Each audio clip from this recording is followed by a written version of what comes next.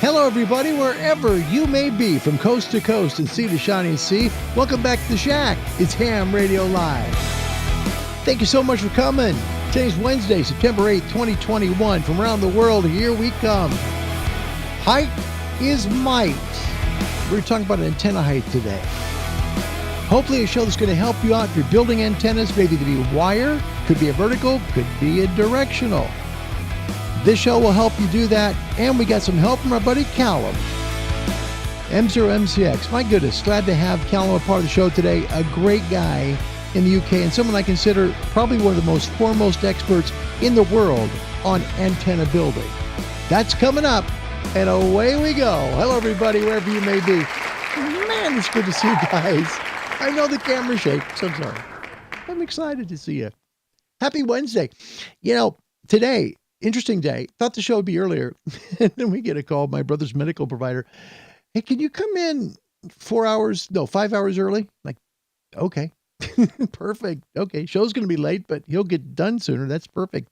And then 3 more stops, and here we are. By the way, this is the very first show we are streaming at 1 gig.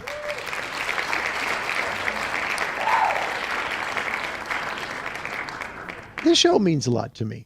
It does, because it's helped people. It's helped people get licensed, and I really enjoy spending time with you. We should have no more stream issues. 0. We're on carbon fiber. We're running at just a little under 1 gig on our speed, download plus upload. Very good speed, so from now on, we should be good to go. We are the only nearly daily ham radio talk show, a radio show about radio. Imagine that. Welcome to the show today. It's so nice to see you. Welcome first in, Andy Cowley, my mate from the UK. Andy, as always, it's such an honor to meet you. Thanks, buddy. Happy Wednesday evening to you in the UK. Thanks, mate. His call sign's 2 Echo 0, Romeo Echo Echo. Andy, thanks a lot. My buddy John Hamill Newell. John Hamill Newell is a brand new ham, Saskatchewan. His call sign, Victor Echo 5, Juliet Hotel, November. He says, hello, Larry. Hope all is well in your world. Thanks, John. That's really nice. I hope the same for you, mate. Yeah. I'm just grateful that all the appointment stuff is over today. Today's supposed to be my day off. Wednesday's my days off from appointments. Not this week, but there you go. JJ, beep beep from Canada. Welcome, JJ. Good to see you, Jeff. Victor Echo 3, Whiskey, Juliet. Hey, guys, good to see you, Jeff. Thank you for coming to today's show. You know, the whole point of this show from day one has been to help people get in amateur radio. You need to find a radio club to contact so you can get in contact with the radio club that's close to you. That's the whole key. Contact someone like the American Radio Relay League at www.arl.org. Hit the contact us bar. Same with the RSGB in Great Britain. Probably, I think, one of the best radio groups in all the world. www.rsgb.org. Got a great YouTube channel to them. Yeah, they really do. The Radio Amateurs of Canada at www.rac.ca.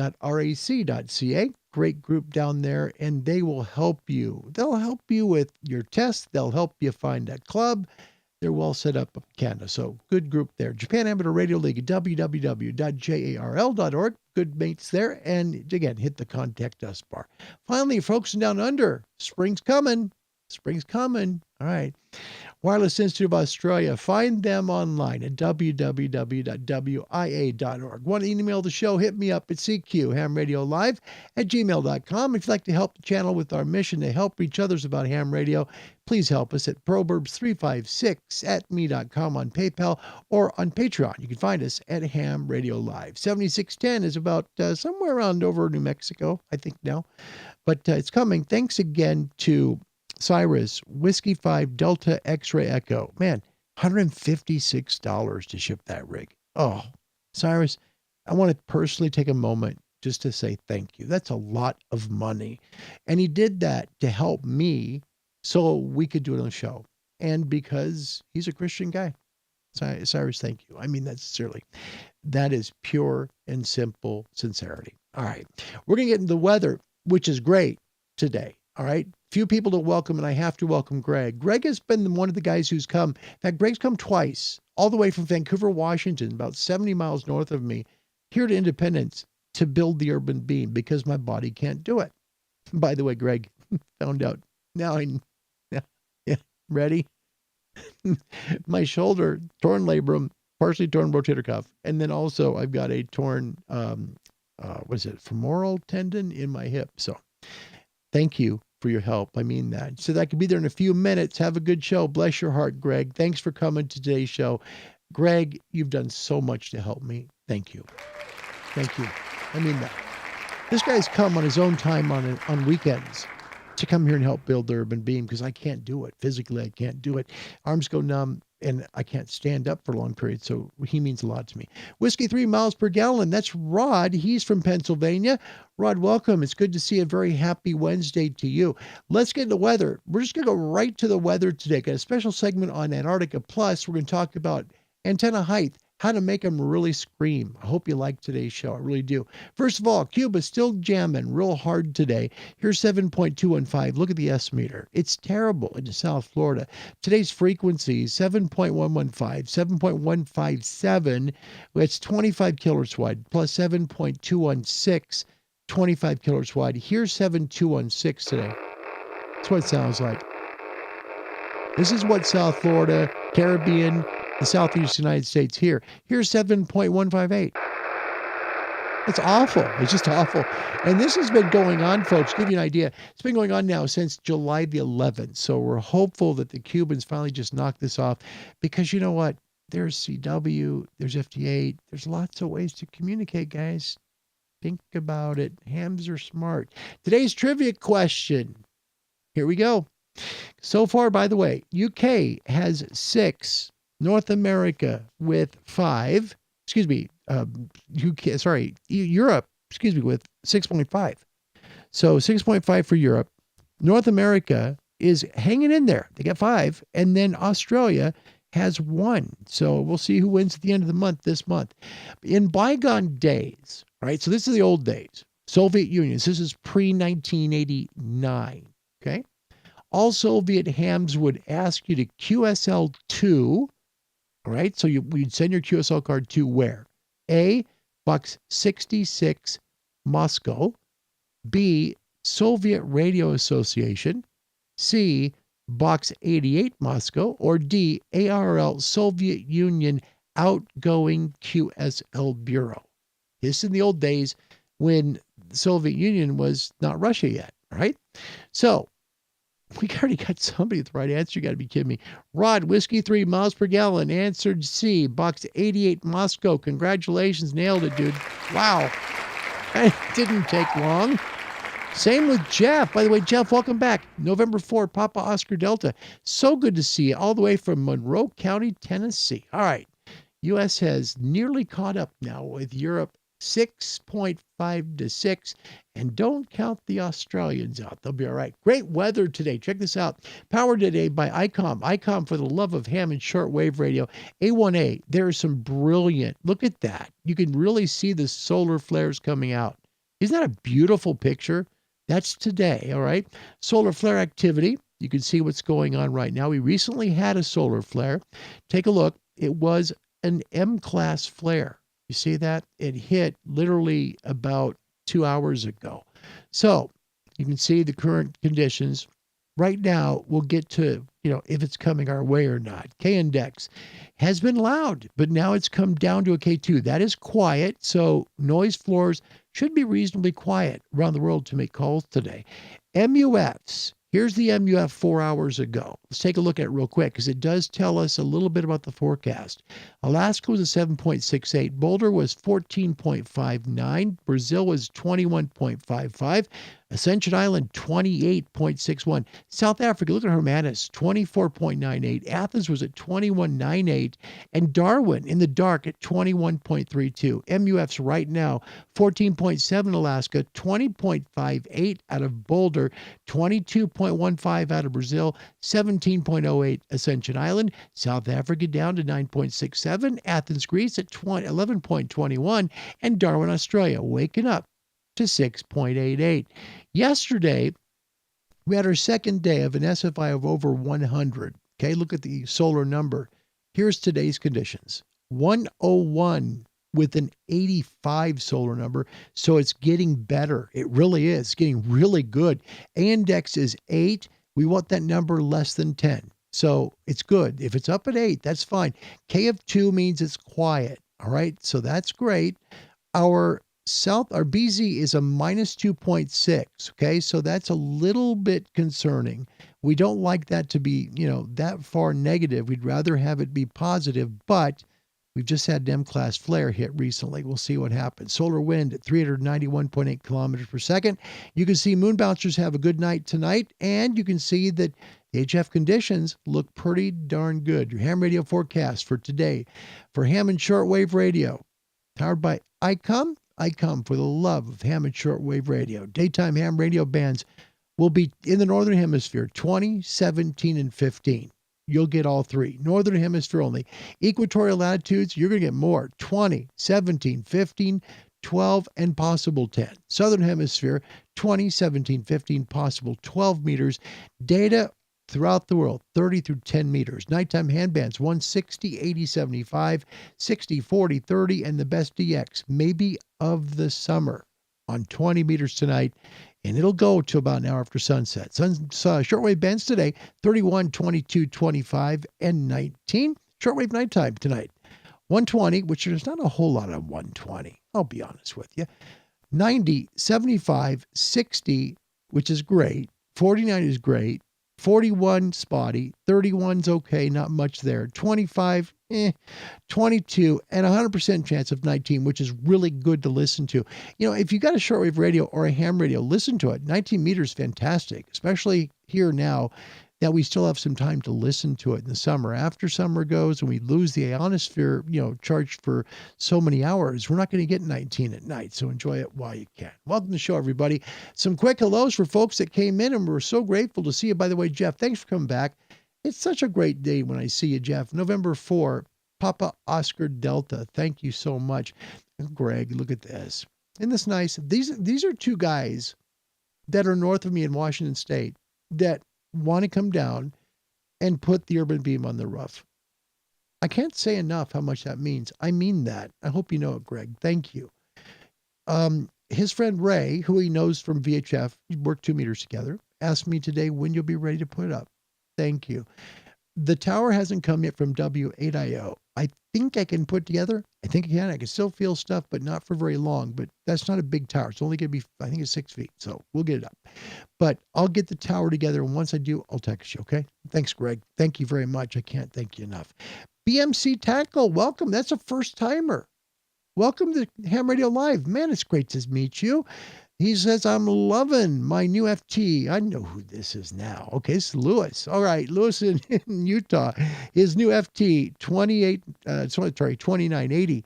His name is Lewis, call sign Kilo 7, Alpha Golf. He's out of Utah, and he just passed his general license. Congratulations to you. Hey, Sean's here. Hi, Sean. Alpha India 7, Echo, Quebec. I hope you're having a great day too, mate. Thanks for coming. Appreciate you. And Jeff, you picked up an FTDX10 at Huntsville. That's a great transceiver. I hope you enjoy it. It's got such great DSP on it. It's really, really special. Yesterday we talked a little bit. We showed remember a pileup from Antarctica? Well, we're going to show you what it looks like to work there. Check this out. Here is actually a directional antenna put up in Antarctica to work ham radio. Could you imagine? Look at that. That's, of course, the Aurora Australis that you see in the background. Here's a picture of another station setting up. Look at that. Just setting up basically their antennas to work ham radio. Now, what does it look like in terms of call signs? Because here's the deal. Because Antarctica is not a country, it doesn't have its own prefix. Did you know that? Nope, doesn't have it. So when you have Antarctica calls, they'll look something like this. Okay, if you're India, okay, prefixes right there, ATA through ATO. AT0, that'd be a 0. It's notes their unofficial allocation as part of special event designation, and then CB, Victor U uniform before. Chile, Charlie Echo 9. You can see their ITU information. Germany, Delta Papa 0, Delta Papa 1, Delta Papa 2. But those are expeditionary calls only for outside of Germany in temporary territories or in space. Other DP numbers used in home country. See, so there's a lot of different call signs that come out of Antarctica. United States, Kilo Charlie 4 Alpha. See, it could be Kilo Charlie 4 AAA or AAF if you're in Bird, Australia. Okay, McMurdo and Palmer, ITU-CQ zones 12 and 13 and 30, KC4 USA, or KC4 US Zulu for US naval bases. Yeah, so there's really no Antarctic calls. There's no prefix for Antarctica. You simply have to listen carefully when you're listening on the bands to find Antarctica. Yeah, isn't that cool? I thought you'd like that. It's interesting when you think about Antarctica, such a huge continent, but yet, they don't have their own ITU zone because nobody owns Antarctica. It's just Antarctica. Quick welcomes. My mate Mike, welcome. Jacksonville, Florida's in the house. Kilo Delta 2, Sierra X-Ray Delta. Guess I missed the question again. Well, here was the question, Mike. I'll give it back to you. It's okay. See if you can guess it. We already got it done, and it was correct. Actually, North America got it today. In bygone days, all Soviet hams would ask you to QSL-2, and these are the old days when the Soviet Union was there. Was it Box 66 Moscow? Soviet Radio Association, Box 88 Moscow, or ARL Soviet Union Outgoing QSL Bureau, if that only existed, right? There you go. All right, so we're going to talk today about antenna height. All right, I get this point from hams sometimes, and it's great to get because a lot of it's right. It really is. Now, I really like Callum McCormick a lot. I really do. A DX commander. His call sign Mike Zero MCX. Great guy. And he's a brilliant guy at antennas. That's his life. Not only does he build antennas for a living, he does YouTube. So find him here on YouTube. Find him at DX Commander. Okay. He did a great segment on Christmas Eve a few years ago on what height means to an antenna. We're going to talk about that today real briefly. And then I'd like you to see his segment because it really is special. Plus, I'll give you some heights for different antenna meter bands, right? This is really crude, I know. All right, so pretend we're in grade school. Okay, got the Earth, right? All right. So your antenna angle, depending on how high it is going to determine how low it goes on the horizon. The higher the antenna, the lower the takeoff angle. Remember that, okay? We talk about it in wavelengths. That's how we do it. Now, also keep in mind, when the signal comes back down, it doesn't come down like a laser beam, okay? When you think of a laser beam hitting a mirror, it's going to go up and it'll be exactly that same size, okay?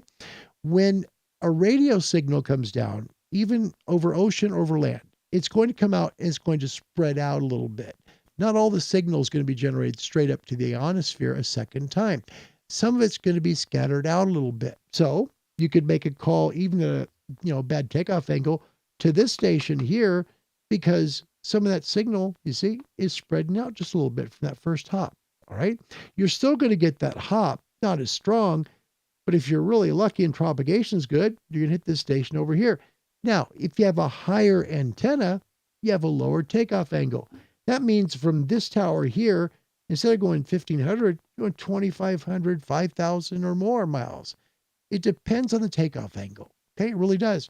And height is might. Now, does that mean that because you can't put up a 100-foot tower with stuck Yagis on it, that you're not a good ham radio operator? No, doesn't mean that at all.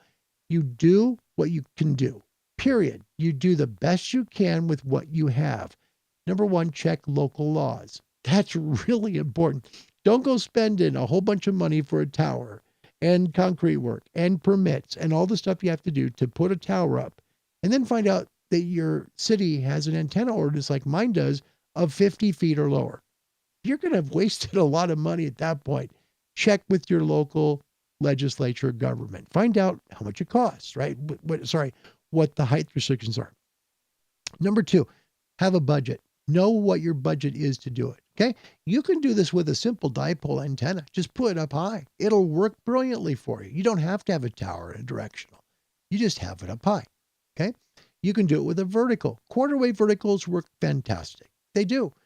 Half waves, better. Why? Because they're higher. They have a lower takeoff angle to the horizon. Let's take a look at a mate that I think the world of. I do. Callum McCormick. And he's funny too. And that even makes him better. Plus, he's got a mohawk. Callum, McCormick, Mike Zero, Mike Zero, Mike Charlie, Oscar. Oh, I can't believe that happened. Cal, here's his video from Christmas Eve a few years ago about height and what a difference it makes on your antenna takeoff angle down the horizon. Not going to read the chat for a bit so I can focus. Okay. Good. All right, so I've just taken this aerial here. I'll take off the currents, all right? This is just a compact 20-meter, fairly straightforward Yagi, and I would have thought, if I just play around here, that the direction of travel of the RF is going to probably be in this direction, which will be to the right. Okay, this is our geometry. There's all the little segments. Somebody's hand drawn it all. Look, this is this is the view of it.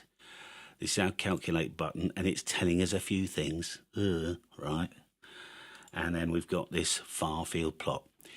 So the one on the left, we've got the plan view and the elevation view, and the plan view is going to be. Let me think about this. The one on the right. I'm thinking, someone will correct me in a minute, and the one on the left is the elevation view. And if it's the other way around, it's just tough, okay? I'll just call it the one from a crow, okay, on the left, or a seagull. As we did last week, an albatross, if you're flying over the top of it. And this is the concentration of RF. It goes on and on and on and on. Mike, KB3LAN, has just given us $20. Mate, that's really kind of you. Thank you so much. And then the one on the right is if you're standing on the roadside looking at the concentration of RF. So it's not in colour or anything, but it kind of works, and it shows you where the cable is just a bunch of wires. Anyway, we can do more with this, all right? We can press a button here and say, tell me what the concentration of RF is at a particular level off the ground. So we could say 8 degrees here, 8. Then I can take my cursor and I can run around here, you see. So that says at 8 degrees off the horizon, with the beam pointed in the direction of, where I want to go, it's 1.9 dBi, okay? And if you remember last week, dBi is, we could call it bananas. It's just relative to another aerial. It happens to be an isotropic antenna, right? But I happen to know that a straight quarter wave vertical will give us about about -5, okay? So I always think, and a vertical's not too bad, you see? So that's quite good. We are, that's at 5 degrees off the horizon. Hey, 5. Because I've got this terrible complaint, -1.8. It says it here, in the middle of the screen at the top. Because I've got these terrible complaints, if you remember, that manufacturers will give you the gain up here. It says 8.6. Well, that's no blooming good, right? There's nobody up there. Well, there is actually. Probably about 500-mile hop, is there. That's about 1,000. That's about 3,000. And this down here is, sort of 10,000.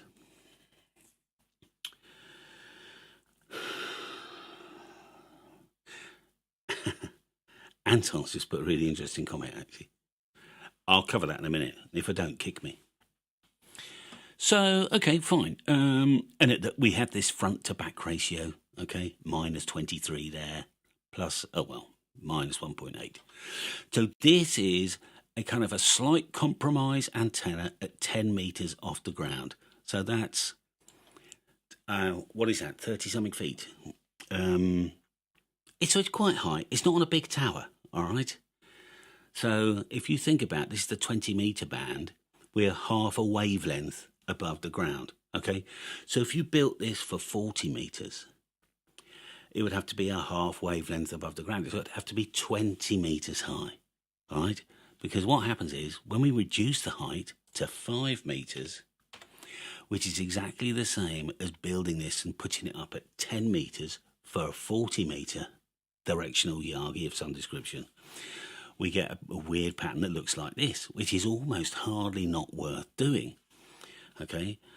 Now, it just so happens in the UK, if you're particularly after Germany and you want to be really strong in Germany, yeah, you would get a little bit of a push over there, 700 miles or 500 miles, whatever it is.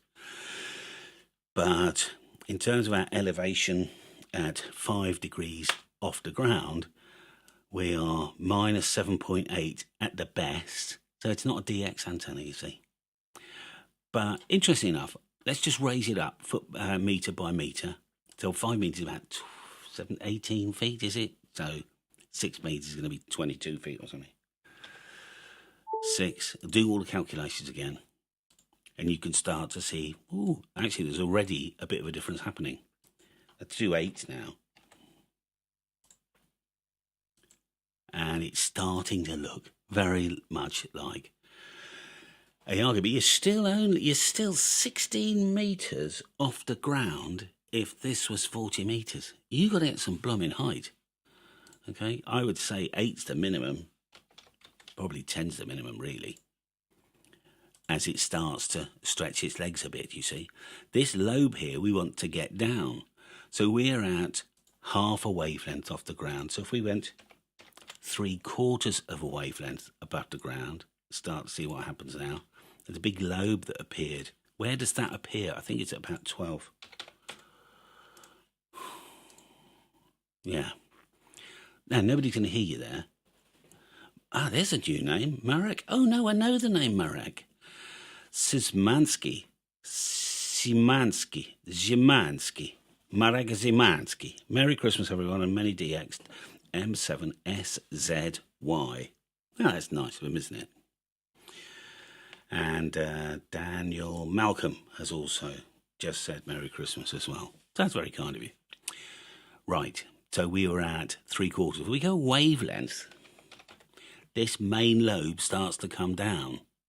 This one here.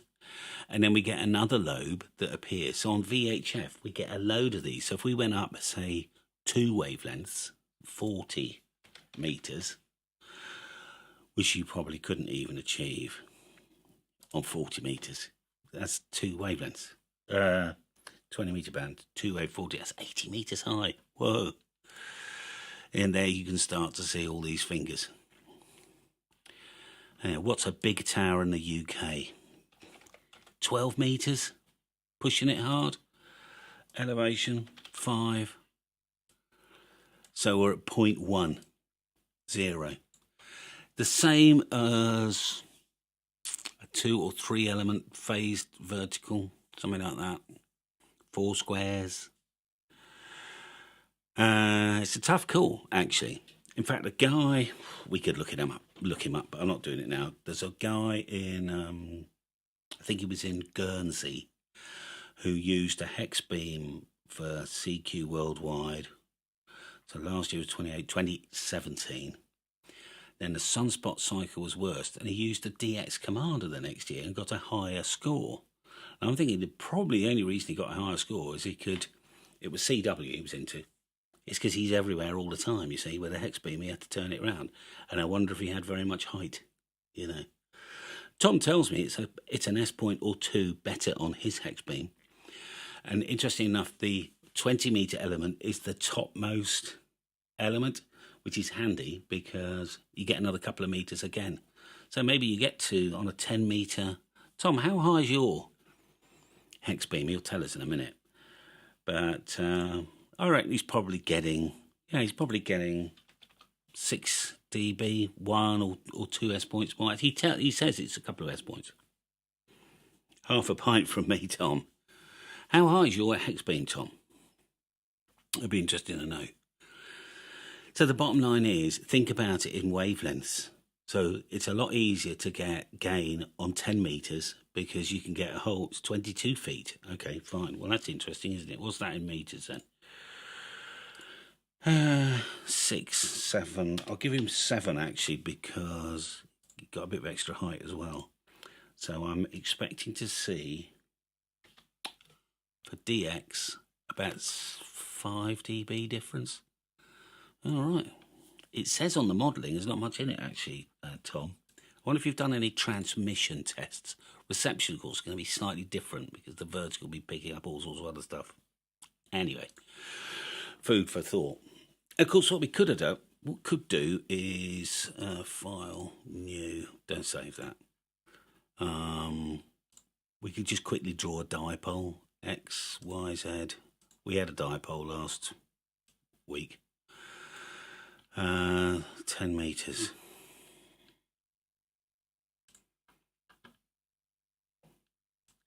Hope you can still see this. I'm not out of shot or anything. Let's move that down a bit. So, I just want to show you something. So this is now just a dipole.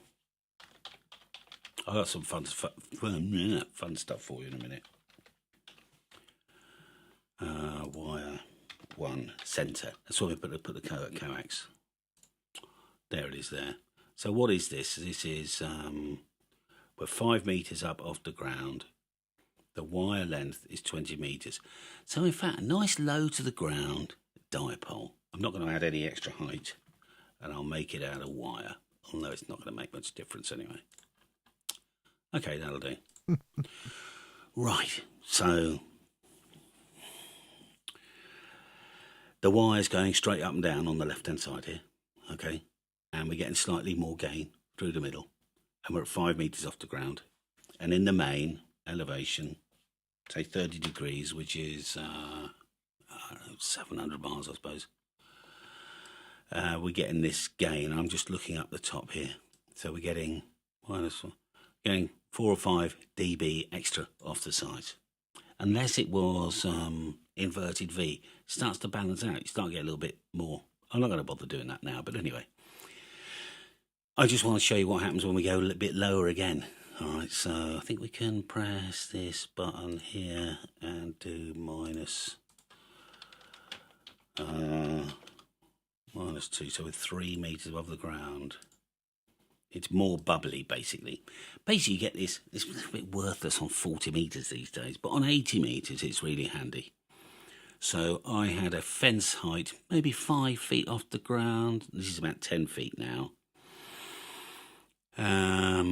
Which is the equivalent of 5 feet off the ground for 80 meters. So if you could just go around the fence, okay, 80 meters down a bit, Z shape. Well, you only need 40 meters, don't you? Make it a bit of a halo or something, or a sort of an N shape. Feed it in the middle. Fence height on 80 meters. Well, hey, that's going to be 1 meter off the ground. We're currently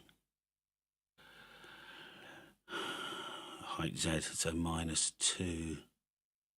So just take minus 2.5 off, heavens, and that will be the equivalent of the same thing on 80. So right, fence height now. Forget all these numbers. I'm only looking at this plot. Yeah, sure enough. 60 degrees. Yeah, it's omnidirectional, look. Okay, we're almost done. Depending on the state of the ground, you get either better or not as good, really. There's a guy in Devon who puts... I've done a lot of research about this, and I don't believe in it. He puts reflector on the ground under his very low dipole. And this is when 40 meters was really in. If you remember, a couple of years ago, it was great for 200-300 miles during the day. And on top of that, there was still the DX as well. But I just don't believe. You might as well just get a load of salt or something and pour it on the flower beds. So there we are. So height is for the upper HF band, right? 40 is difficult, right, to get gain on a Yagi because you just need some height. At least probably 50 feet, which is, so many meters. What's that in meters? 12, 14, 14 and a half, 15, 16 meters. And Craig, I had a 40 meter in my attic, and that was listen to what he's about to say. But it worked, right? Because any aerial's better than no blooming aerial. There it is. Any aerial is better than no blooming aerial. That's right. And by the way, I want to welcome Glenn Stevenson from VK. Thanks, Glenn. Good to see you, mate. I hope your dad's okay. I know things have gotten up and down there. I hope the best for you. Also want to let you know, sorry about that. I'd put to Lewis, I don't know why I put N1MM. That's logging software. Mike, thank you for the correction. It's Mike Alpha November Alpha MMANA software, and it's good to use. It really is. You can model your own antennas, dipoles, verticals, directionals, and Callum's really good at this. I mean, that's what he does. I mean, Callum's life is antennas. He's good at it, and he's someone that I go to in terms of looking at different things because he's experimented so much. He's learned a ton. He really has, and he's just a real solid mate. So, find more information from Callum on his YouTube channel, DX Commander. A lot of people go there, and it's really well worth it. I'll have the video description to that in the link in the description section of this video. It's about 56 minutes long, and it's well worth watching. I just didn't want it, obviously go 56 minutes. But he said at the end, an antenna is better than no blooming antenna. And that's the best piece of advice that I could give you, and I've given you a million times. Get an antenna up. That's the whole point. Keep in mind, we're talking monoband antennas, the optimal height for a single band antenna. All right. If you're looking for multi-band antennas, the best thing you do is try and get them at least 40 feet. If you're looking at a dipole, okay, about 40 feet. Keep the center and the ends at least at 40 feet. End feds, I know you can't do that, but you get my point. Center fed, off center fed, try and keep them high. If you're using a vertical, try at least a quarter wavelength. That's why when we talked about the antenna projects we did the other day, I talked to you guys about, the PVC running about 32, 33 feet, because a quarter wave on 40 meters is 32.7 feet. Okay. So if you're that high, quarter wave. And vertical antennas work great. They really do. Let me give you some links so you can get an idea here of a height, I should say. Height for thing. And people know that, the urban beam is coming, and I'm so grateful for that, because if it wasn't for good people, and I mean kind, good people like Greg here, who have come here to help me get this built, but also want to get up on the roof too, it wouldn't be possible for me to do. And I can only go at the top. It'll be maybe 33, 35 feet. That's it. Now for 20 meters, that'll be great. It'll be great for 20 to 6. It'll be really good. Okay. As the meter bands go, lower, the takeoff angle will be better. Okay. 20 meters is going to be a little higher than 6. Okay. But 40 meters, and keep in mind on the step IR, 30 and 40, it acts like a folded dipole. It's really all it is. It's not directional. It's basically a folded dipole. So, your takeoff angle is going to be similar to if you had a dipole at 35, 33 feet, whatever. But the point is, having it up there, even at 33, 35 feet, is better than not having it up there at all, period. Because I know at that height, I can at least protect it from the wind. If I go another 10 feet, sure, the takeoff angle is better. Works better for 40 meters. But the point is, I'm not going to have the same wind protection as I do down lower. So put it up firstly, safely. Make sure it will be safe. Don't put something up where it's going to strike a power line. Please don't do that. Don't put something up where a neighbor could get hurt if it falls. That would be devastating. You don't want that to happen, okay? Sorry for bumping the pop filter. Make sure when you put it up, it's there to stay, okay? It's going to hold up to winds. That's important. Let's take a look at some heights, just to give you an idea. Look at 80 if you want half wave. These are monobanders, okay? So one band, 80 meters, 124.8 feet high. Quarter wave, 62.5 feet. That's 19 meters. 40 meters for a half wave is 65.45 feet high. And again, I'm an 80, I'm at 3750, so I'm right at 80 meters. On 40, I'm at 7225, okay? Quarter wave on 40 is 32.7 feet or 10 meters high. 20 meters, and this is where the urban beam's going to be in its sweet spot. For a half wave, 32.9 feet high. It'll be perfect. Half wave, 16.45 or 5 meters high. 17 meters, you see how they go lower? Okay, 25.8 feet high if it's a half wave. Quarter wave at 12.9 feet or 3.9 meters. Look at 10, that's why I went from 17 to 10. 10 meters, a half wave, 10-meter antenna is only 16.3 feet high. If you want a quarter wave, you're only 8.35 or 2.5 meters. The lower the frequency, the higher the frequency, the lower the antenna has to be in terms of its wavelength for a monoband antenna. Monoband, one band, right? What if you have a multiband? Say you have a ZS6BKW or you have a multiband dipole. Get it up as high as you can. That's the best advice. You're unlikely to be able to get it 60 or 70 feet in the air. Maybe you have trees that can do that. If you do, that's awesome. Then you've got a great antenna. But if you can't, at least 40 feet. That way you've got some pretty good DX. It's not going to have as low of a takeoff angle as it would at 65 or 70 feet. No, won't have that great takeoff angle, but it's still going to work. And that's the main thing. Plus, if you have a vertical antenna anyway, that's a quarter wave, you can always use that for 40 or 80 or 160 if you've got a long enough wire coming from it. Or, I think Cushcraft, what is it? MA160, they make that. And that's a great antenna. Simple monoband vertical with a loading coil. So you can do it that way too. But antenna height, it does make a difference. It does. But it doesn't mean you don't put up an antenna, or you shouldn't because you can't get it high enough. Number one, check with your local government. Make sure of height restrictions. Number two, make sure it's going to be safe. Not going to fall on a power line, not going to hit a neighbor, not going to fall down in the wind. That's very important. Safety is number two. Number three, is it affordable for you? Okay. Don't kill yourself to put up an antenna. You can do great with wire antennas. Don't discount wires. I love my dipoles.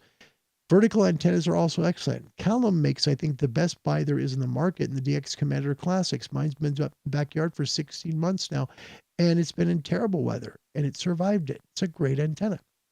Put what you can up. Get it as high as you can if it's a wire or a directional, and you'll do fine. But don't knock or don't let other people upset you if you tell them, hey, I just put up a Moxon at 35 feet. Going to be great for 40 meters. Because they're going to tell you it's not high enough for 40 meters. But it's better than not having the antenna at all, right? Yep, your takeoff angle is going to be pretty steep, but you still have it. And that's the main thing. Ham radio, it's really about enjoying the hobby. It's about experimenting, but it's also about understanding a little bit of the limits too, because that's very, very important. Okay. Lewis asks from Utah, good question. He says, what happens if you don't have the horizontal length for a 20-meter dipole and you fold 7 feet going towards the center? Is that what's called a fold? Yeah. A folded dipole, a folded dipole, essentially, is if you have wire going out and then coming back. It's folded. That's what a folded dipole is. If it wasn't folded, it would just, like it was center fed, it would go straight out. But a folded would go out as far as you could make it and then come back a little bit. Folded dipole. Good question.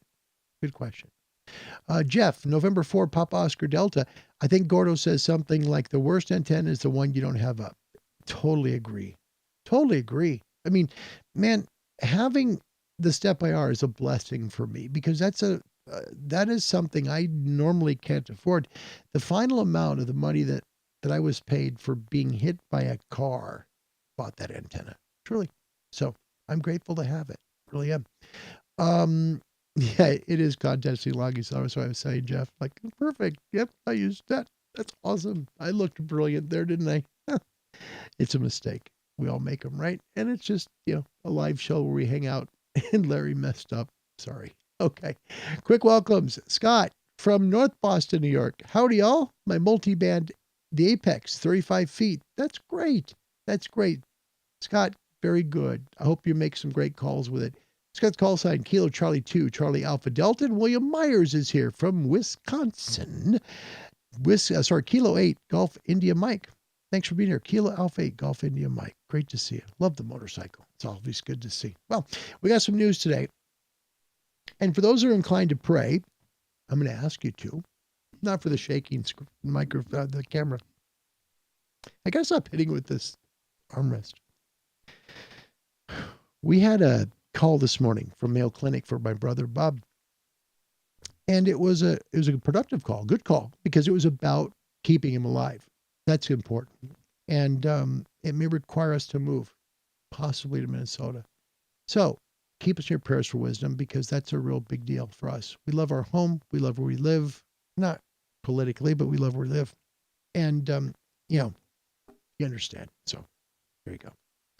Robert Sabato, good evening from northern New Jersey. Call sign Kilo 2 Whiskey Romeo Delta. Good to see you. Thank you for coming. And Lewis, thank you. That's so nice. Show's inspiring. Makes me happy to tune in. Kilo 7 Alpha Alpha Golf. Lewis, thank you. And all glory to God. Seriously, that's how I believe it. I pray before every show that it will turn out okay. And I'll have the wisdom I don't have to do it. And this is a show that truly, I believe, has good information in it for you that can help you. Okay.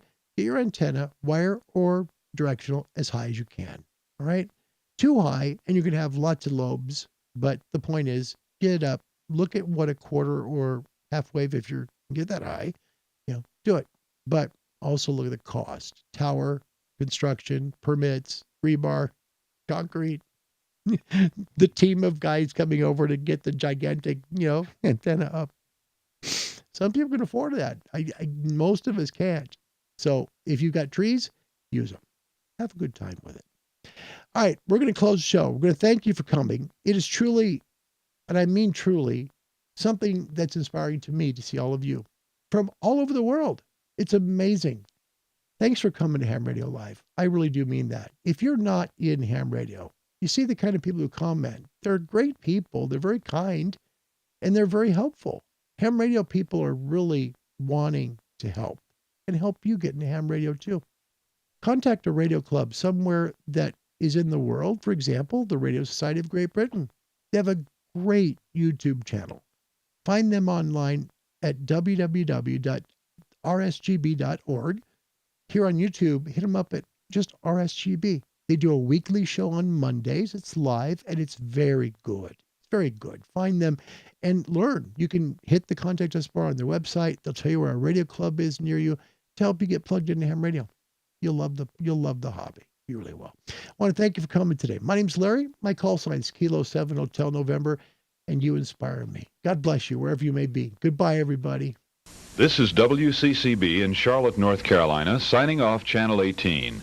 WCCB's transmitter is located at 2101 Newell Hickory Grove Road, 1 mile east of Newell, North Carolina, and operates on a frequency of 494 to 500 megahertz with a maximum authorized power of 2,100,000 watts effective radiated. Video and audio transmission between the studio and transmitter is by STL station KVF29, located at 1 Television Place, Charlotte, North Carolina, and operates on a frequency of 7,000 to 7,025 megahertz. And now we wish you a very pleasant good night.